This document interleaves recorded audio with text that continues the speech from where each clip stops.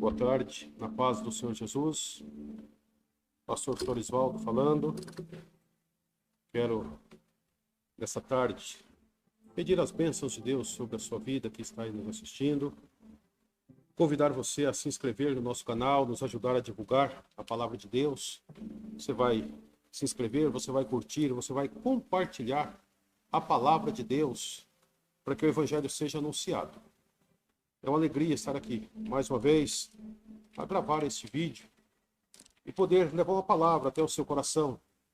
Que essa palavra possa alcançar vidas, para que o nome do Senhor seja glorificado. Eu quero compartilhar nesse momento a palavra de Deus que está no livro do profeta Isaías, capítulo 38. Diz assim: naqueles dias, Ezequias adoeceu de uma enfermidade mortal.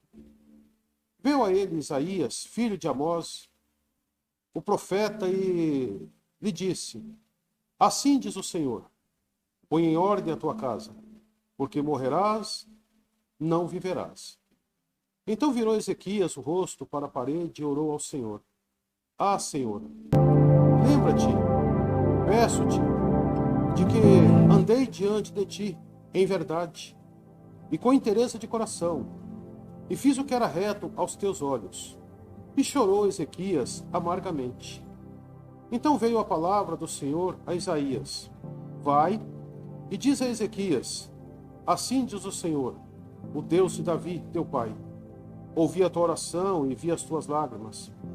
Acrescentarei aos teus dias 15 anos. Eu te livrarei das mãos do rei da Síria, a ti e esta cidade. Eu edificarei esta cidade. Até aqui. Queridos, nós estamos diante de um texto que nos mostra a necessidade de nós andarmos com retidão diante de Deus. Nós vivemos um tempo onde, lamentavelmente, poucas pessoas estão preocupadas de ter uma vida íntegra diante do Senhor. O tempo que nós estamos vivendo parece que uma grande parte do povo de Deus perdeu o temor. E nós vemos aqui um relato de um homem que recebeu uma sentença de morte. Ele recebeu uma palavra que era para colocar a casa em ordem, porque certamente ele ia morrer e não ia viver. Mas nós acabamos de ler que Ezequias, ao receber aquela sentença de morte, ele virou o rosto para a parede e foi falar com Deus. Ele foi trazer à memória de Deus aquilo que ele tinha feito. Ele falou com Deus da maneira que ele viveu na presença de Deus. Em outras palavras, Ezequias, ele tinha um argumento para falar com Deus. E quando nós andamos em sinceridade, nós sempre vamos ter um argumento a nosso favor. Porque imagina se nós levarmos uma vida desconcertada, desordenada, sem temor a Deus, simplesmente dizermos que somos cristãos, mas se não tivermos uma vida baseada na palavra de Deus, na hora que chegar os maus dias, o que nós teremos para falar com Deus? Imagina uma pessoa que ela apenas está na igreja, mas ela não tem compromisso com Deus. E ela se vê em um momento difícil, o que ela vai orar? Imagina aquele funcionário que ele só dá problema na empresa. Ele nunca faz nada que seja benéfico. Diante de uma dificuldade, como que ele vai recorrer ao seu patrão? Imagina aquele filho que ele só dá trabalho aos pais. Aquele filho que nunca dá alegria para os pais. Quando ele se vê em um momento difícil, que argumento ele vai ter para pedir ajuda para os seus pais? Eu estou falando de coisas simples para que a gente possa entender as coisas espirituais. Porque não é diferente o mundo espiritual do mundo físico. Na realidade, a diferença é que o mundo espiritual ele é muito organizado. E nós levamos as coisas de qualquer maneira. Nós, na maioria das vezes, não estamos preocupados com aquilo que nós estamos plantando. Mas a palavra do Senhor ela é muito clara. Em Gálatas 6:7, a palavra do Senhor vai nos dizer: não erreis, Deus não se deixa escarnecer. Tudo quanto o homem semear, isto também ele ceifará. Então eu quero lembrar você que está nos assistindo que precisa ter, né, uma vida transformada. Porque a nossa caminhada aqui na terra, ela é de lutas. Nós passamos sim por aflições, mas nós temos que andar com integridade diante de Deus. As circunstâncias da vida não pode mudar o nosso caráter, não pode mudar a nossa personalidade.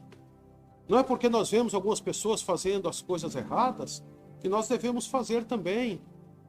Alguns dizem, né, mas nós estamos no século XXI. Hoje nós vivemos no tempo da graça, mas a Bíblia não muda, queridos. A palavra de Deus ela é a mesma. A carta aos Hebreus vai nos dizer, acho que no capítulo 13, que Jesus Cristo é o mesmo ontem, hoje e eternamente. Então ele não mudou. Jesus nunca mudou os seus princípios. Deus nunca mudou os seus princípios. São os mesmos, desde o começo. O fato de nós vivermos no tempo da graça não nos dá o direito de fazermos o que nós achamos que devemos fazer. Pelo contrário. Quando nós lemos a Bíblia, lá no Velho Testamento, por exemplo, a palavra do Senhor diz que um ato de adultério, ele era considerado adultério quando era pego no flagrante. Hoje nós vivemos na graça, mas Jesus disse que se um homem olhar para uma mulher com um olhar impuro, com má intenção no seu coração, ele já cometeu adultério com ela. Jesus ele disse, se o teu olho direito te fizer pecar, arranca-o e joga fora. É melhor entrar no céu com um olho só do que ter os dois e ir para o inferno. Se a tua mão direita te fizer pecar, foi Jesus quem disse, arranca e joga fora. Porque é melhor você entrar no céu com a mão só do que ter as duas e ser lançado no inferno. Então o fato de viver no tempo da graça não nos dá, né, nenhum respaldo para viver uma vida desordenada, queridos. E aqui, como nós acabamos de ler, né, Ezequias, quando ele recebeu essa sentença, ele foi orar ao Senhor e falou, lembra-te, Senhor, como andei com integridade diante de ti, e fiz o que era reto aos teus olhos. E interessante que o mesmo mensageiro, que não era qualquer um, era o profeta Isaías, que foi levar para ele a mensagem, a sentença, Deus brada no coração de Isaías, fala, volta lá, fala para Ezequias que eu ouvi a sua oração e vi as suas lágrimas. E eu vou acrescentar a ele 15 anos de vida por causa da sua sinceridade. Ah, queridos, como é bom quando nós temos credibilidade diante de Deus, não porque somos justos, não, porque nós não temos justiça própria. Mas o sangue de Jesus, ele nos justifica. E quando nós andamos com sinceridade, nós podemos sim, a qualquer momento, clamar ao Senhor e Ele vai nos atender.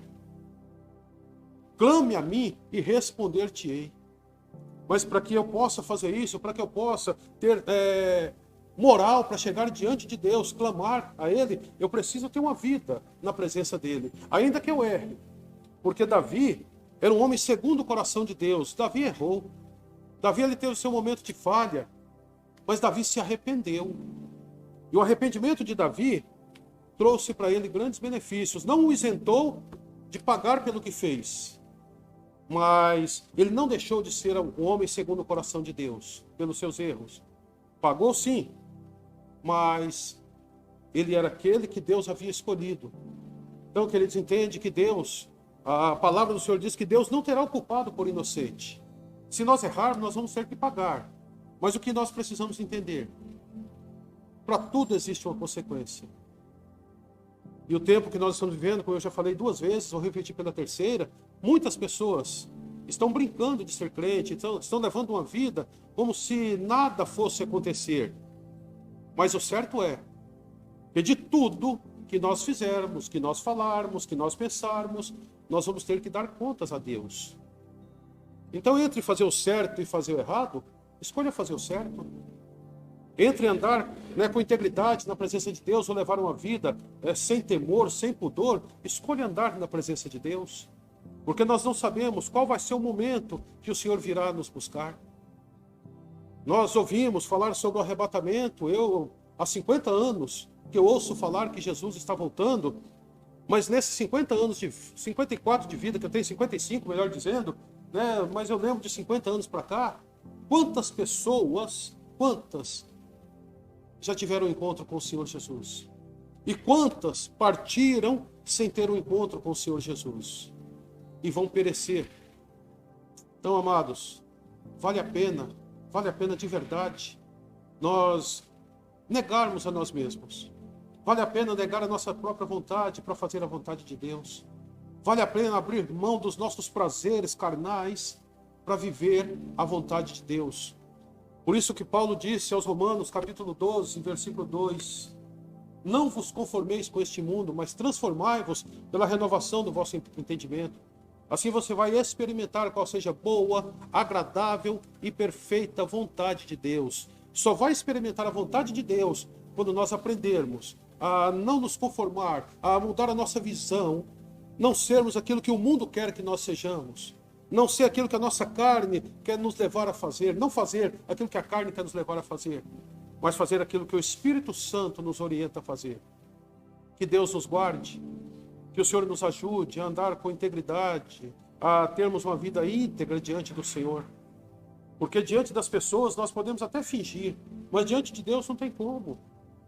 Diante das pessoas nós podemos até enganar, nós podemos até demonstrar ser alguém e na realidade nós não sermos aquilo que demonstramos para as pessoas. Mas e diante de Deus, como vai ficar? Porque eu acredito que naquele grande dia, todas as nossas obras serão expostas. Tudo que nós fizermos vai ser colocado diante de nós e nós seremos julgados. E nós podemos sermos absolvidos ou condenados. Depende do que nós fizermos. Depende das nossas atitudes. Então, amado, escolha fazer o bem, escolha andar com retidão, ainda que muitas vezes você tem que abrir mão das suas razões, abrir mão daquilo que aos seus olhos parece ser bom.